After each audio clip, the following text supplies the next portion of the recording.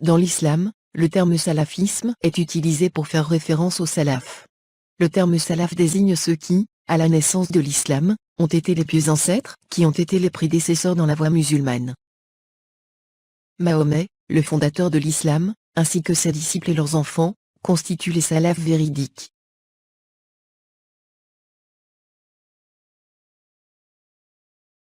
Ghalzi demande à Ben Sheikh de donner une définition rigoureuse du salafisme. Ben Sheikh explique que ce mot dérive des salafs, terme qui signifie les pieux ancêtres. Mais, il met beaucoup de soin pour occulter la vérité, en évitant de dire qui sont ces pieux ancêtres, pour ne pas nommer Mahomet et ses disciples. Tout le monde est d'accord, mais est-ce que c'est le salafisme? Alors, on va faire un peu d'étymologie pour nos chers amis téléspectateurs pour qu'ils comprennent un peu. Salafisme, ça vient du salaf, le terme arabe salaf. Ce sont les anciens, considérés comme pieux, les pieux anciens.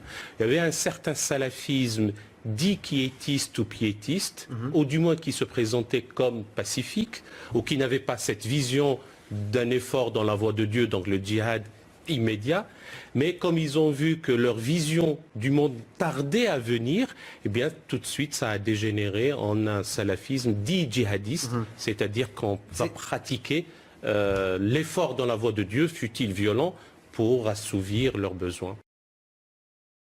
Dans la vidéo qui suit, on comprendra que Mahomet en premier lieu, correspond exactement à la définition que donne Ben Sheikh. Après une période pacifique, ou, quiétiste, à la Mecque, Mahomet se lance dans le djihad pour assouvir ses ambitions de richesse, de conquête et de pouvoir politique. Après avoir reçu l'allégeance des tribus arabes de Médine, Mahomet envoya ses disciples rejoindre cette oasis. Accompagné d'Abou Bakr, il quitta la Mecque pour rejoindre Médine. À partir de ce moment, il se proclame chef religieux, politique et militaire. Il organise ses disciples en groupes armés. Ses premières attaques visent les caravanes des Mécois. Son but était de prendre tout l'argent et les marchandises que transportaient ces caravanes. En s'octroyant ces richesses, Mahomet va financer ses troupes et les motiver en leur distribuant une partie du butin.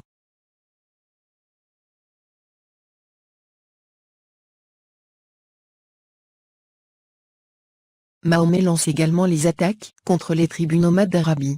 Ces tribus parcouraient le désert et vivaient essentiellement de l'élevage et du petit commerce avec les oasis. Au nom d'Allah, Mahomet fixa les lois qu'il présenta comme divines et qui régissaient ses attaques. Mahomet exige qu'on lui prête allégeance et qu'on se convertisse à l'islam. Pour ceux qui refusent ou résistent, les hommes sont tués ou libérés contre rançon. Tous les biens, argent, maisons, troupeaux, palmeraies, sont pris dans le cadre du butin de guerre. Les femmes, les filles, et même les fillettes, sont réduites à l'esclavage sexuel. Elles sont distribuées aux soldats de l'islam. Ces soldats pouvaient les utiliser comme esclaves concubines, en plus de leurs 4 épouses légitimes. Ils pouvaient également les vendre ou les acheter, au même titre que des animaux. Comme premier exemple, Mahomet organisa l'attaque contre la tribu de Banu al-Muslalik. Alors qu'ils faisaient paître leurs troupeaux, ils furent attaqués par les guerriers de Mahomet. Les hommes furent tués. Ceux qui sont capturés seront libérés contre rançon. Les femmes et des filles subirent le sort que l'islam impose aux captifs de guerre. 200 femmes furent réduites à l'esclavage, puis mises à disposition des guerriers musulmans qui purent en disposer à leur convenance, avant qu'une rançon ne soit proposée à leur famille. 200 chameaux et 5000 moutons et chèvres ainsi qu'une importante quantité de biens matériels, furent pris par les guerriers musulmans. Les femmes, les troupeaux et les biens matériels constituent le butin promis par Allah aux guerriers dans le cadre du djihad. La belle Javaria fut offerte à Mahomet, comme faisant partie du butin qui lui était réservé. On évoquera aussi l'attaque des Banu Fazara, tribu dirigée par Mkirfa, une vieille dame, respectée par les membres de cette petite communauté. L'attaque fut particulièrement violente. Les hommes furent massacrés. Mkirfa, cette dame respectable, fut sauvagement écartelée. Elle est ensuite décapitée et sa tête envoyée à Mahomet.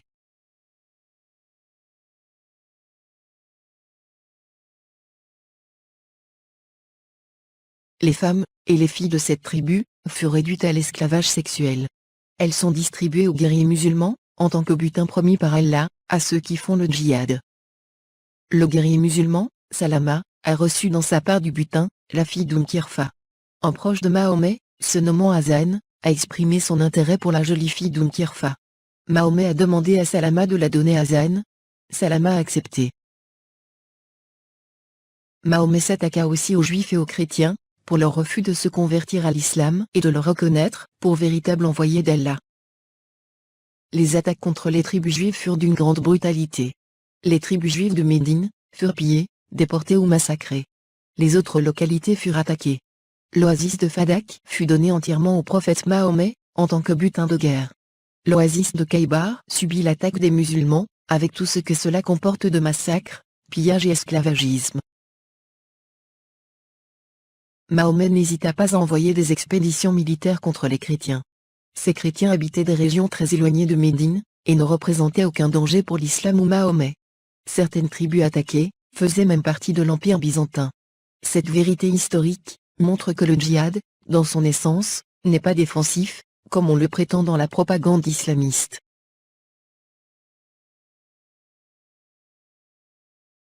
L'hostilité de l'islam envers les Juifs peut être illustrée par le sort réservé à la tribu des Banu Qurayza.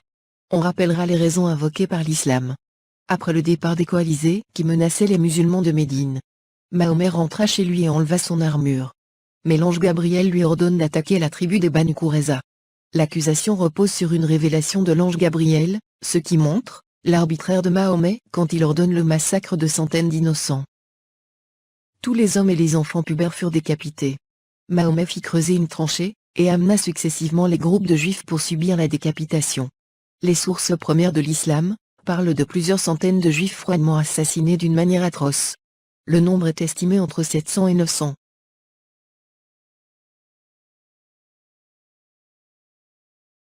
Le sort des femmes et des filles fut particulièrement cruel. Alors qu'elles assistèrent au massacre de leur père, de leurs fils, et de leurs maris, elles furent réduites à l'esclavage sexuel.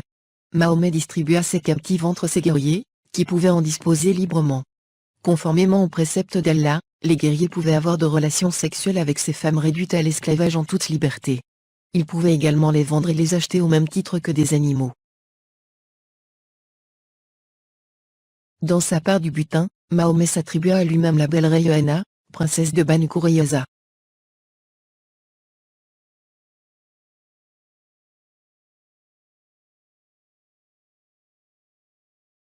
Le sort des Juifs habitant l'oasis de Khaybar fut tout aussi tragique. Mahomet attaqua cette oasis et massacra les hommes. Les femmes furent réduites à l'esclavage sexuel. Mahomet s'octroya la jeune princesse Safiya, qui venait juste de célébrer son mariage. Mahomet donna l'ordre de torturer et de décapiter le jeune mari de Safiya, au prétexte de lui faire avouer où il avait dissimulé le trésor de Banu Nadir. Mahomet n'hésita pas à imposer de relations sexuelles à Safiya, le jour même où il tortura et décapita son mari.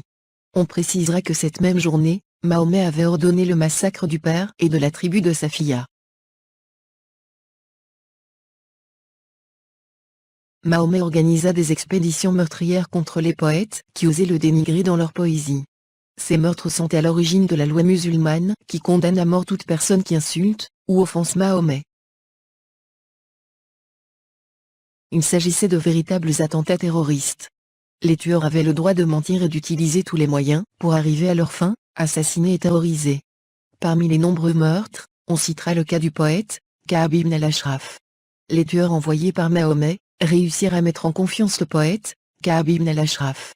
Ils l'invitèrent à faire une promenade avec eux. Et brusquement, ils l'entourèrent en lui assénant plusieurs coups de couteau. Ils le décapitèrent pour amener sa tête à Médine. L'autre cas tragique concerne la poétesse Asma bint Marwan. Mahomet demanda qu'on le débarrasse de cette poétesse. Un disciple se porta volontaire. Il arriva de nuit, pendant qu'Asma dormait avec ses enfants en allaitant son dernier-né. Le meurtrier enleva l'enfant et planta son sabre qui transperçait la pauvre femme. Il s'enfuit pour annoncer son exploit à Mahomet, laissant les enfants terrorisés par l'assassinat de leur maman.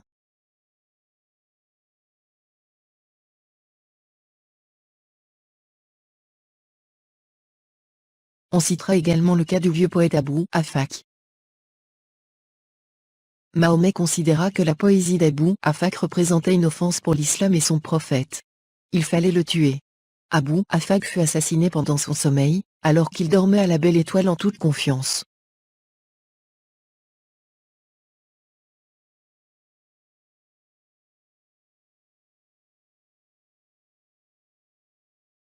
À travers ces quelques épisodes de la vie de Mahomet, on comprend aisément que Ben Sheikh préfère passer sous silence le nom des salafs. Dans la prochaine vidéo, on montrera comment Mahomet et ses disciples ont instauré le califat, cet impérialisme théocratique basé sur la domination, les discriminations et l'esclavagisme.